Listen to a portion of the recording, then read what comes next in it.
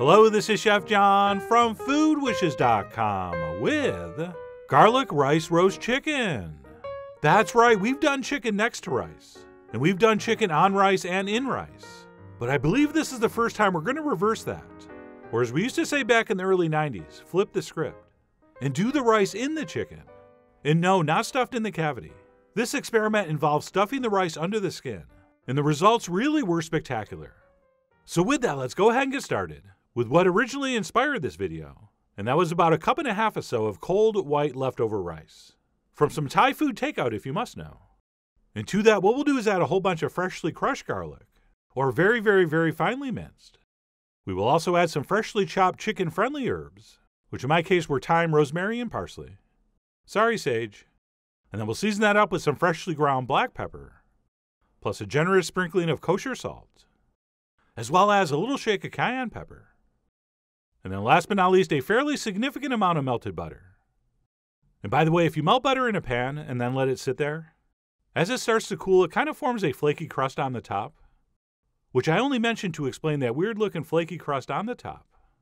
But anyway, once everything's in there, we'll go ahead and give this a mix. And we will keep mixing until we are 100% confident every grain of rice has been coated in that butter. At which point we should probably transfer this into the fridge, since it's going to be a lot easier to work with once that butter firms up. And while that's chilling, we can move on to prep our chicken. And by prep, I mean stick our fingers under the skin, right where the back of the breast meets the cavity. Okay, the skin is usually pretty loose there. And what we'll want to do here is take some kind of thin spatula or spoon, and we'll slide that in between the skin and the flesh, loosening that skin all the way to the front of the bird. Which, if you're doing with a spatula like this, is fairly easy, since raw chicken skin is very tough and does not tear easily. So as long as you're using something that doesn't have any really sharp edges, it should work just fine. And if you'll notice, we're going on either side of the breastbone, which for mostly presentational purposes, we want that skin to stay attached.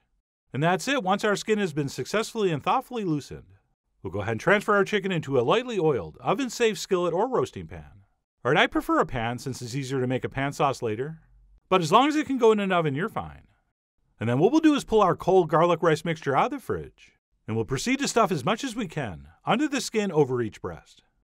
And no, there is no neat or graceful or elegant way to do this. Just grab some in your hands and shove it in. And then once you've squeezed a certain amount in there, and it's starting to build up, what we can do is kind of press and push our fingers along the surface, working that mixture towards the front of the bird. And it's very difficult to tell you how much exactly you're going to be able to fit in there. Okay, if we really overstuff it, that skin could rupture as it roasts, or it might just start pushing out of the opening. So we don't want to go with a crazy amount. But I would say we want to try to get at least like a 2-inch thick layer in there. And no matter how much you manage to stuff in there, we'll want to make sure we're sliding our fingers over the surface to sort of shape this into the natural contours of the breast. Okay, anytime you're going to enhance breasts like this, we really do want them to look natural.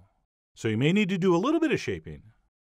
And then what we'll do with any of the leftover rice, which I'm guessing you'll have a little bit of, is we'll go ahead and simply add that to the cavity.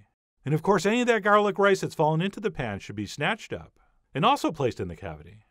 And then what we'll do once that's set is go ahead and tie our legs together with a little piece of kitchen string or plain dental floss. And by the way, that is technically optional. Alright, a lot of chefs say that doesn't make any difference. But on the other hand, a lot of chefs say it does. Especially the ones I learned from in culinary school. So mostly by habit, I do tie mine up. And then before this goes in the oven, we'll want to give it a very generous salting. Alright, bottom, sides, and top.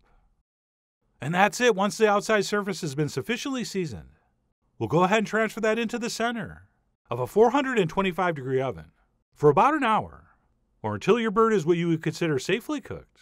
And if everything goes according to plan, it should look like one of the most beautiful roast chickens you've ever seen. I mean, come on, look at that. Just absolutely stunning. Oh, and of course, since this pan has a handle that's really hot, we will always place a towel over that until it's cooled. But anyway, what we're going to do at this point is transfer that to our cutting board to rest for about 5 or 10 minutes. And while we're waiting, let's go ahead and put that pan back on the stove over medium-high heat, and we will simply add some sherry vinegar, or the vinegar of your choice, to these pan drippings. And we'll go ahead and bring that up to a boil, while we scrape and deglaze all that goodness off the bottom. And that's it, you just witnessed how to make the world's simplest pan sauce. Alright, we have those flavorful juices, that gloriously garlicky chicken fat, and beautiful acidic flavorful vinegar to balance everything perfectly. And once that's boiled and reduced a little bit, we can simply turn that off and serve it as is. Or if we want to get fancy, we could strain it. But the point is that is ready to go. So I set that aside and went ahead and cut into my chicken. And as I removed that section of the breast, I was extremely happy with what I saw. All right, that meat looked very moist and juicy. And I thought that rice stuffing was pretty well behaved. All right, I was afraid it was going to kind of crumble all over the place, but that really wasn't the case. And above and beyond appearance, man, was that stuff delicious. Okay, if you told me you were going to take the chicken and just leave me with the rice, I would have been fine with that. So the rice tasted amazing, but I wanted to taste everything all together. So I cut a piece off and drizzled down a little bit of our quick and easy pan sauce. And that, my friends, was the perfect bite of food. All right, it's very difficult to describe just how delicious that was. So I cut some up and went ahead and served on a plate next to some beautiful braised greens. And since not all of the chicken has rice attached, I decided to place those pieces down first, and then top it with those beautiful slices of skin and breast meat, before finishing up with our pan drippings. And above and beyond producing one of the most gorgeous roast chickens I've seen in a long time, I found that stuffing that rice under the skin had 3 main benefits. Okay, first of all, it insulated our breast meat, so it cooked a little slower, which means it did not dry out while the dark meat was finishing cooking. All right, this meat was extremely moist and juicy. And then secondly, because it kind of stretched the skin out and separated it from the surface, that skin got beautifully browned and crispy, and virtually all the fat rendered out. And there was none of that flabby fat you sometimes get under the skin with a roasted chicken. And then thirdly, speaking of rendered fat, guess where all that delicious chicken skin fat went? That's right, it was absorbed by the rice, which was already delicious with the butter and garlic and herbs. But that extra richness from the chicken fat took it up to the next level. Oh, and I actually should have said 4 benefits, because I'm skipping over one of the most obvious ones. And that's being able to flavor the chicken from the inside out. All right, if you season a chicken on the outside, a lot of that just stays on the surface and really doesn't get into the meat as well as when it's actually touching the meat, like we have going on here. So let's update that to 4 official advantages. And maybe the best news, you could do this exact same technique by using all kinds of different herbs and spices and flavorings. I mean, you are, after all, the John Mitzowich III of your garlic rice stuffed bird. And I really do hope you take this basic technique and then come up with your own fabulous variations. But whether you decide to do that or make this exactly as shown, I really do hope you give this a try soon.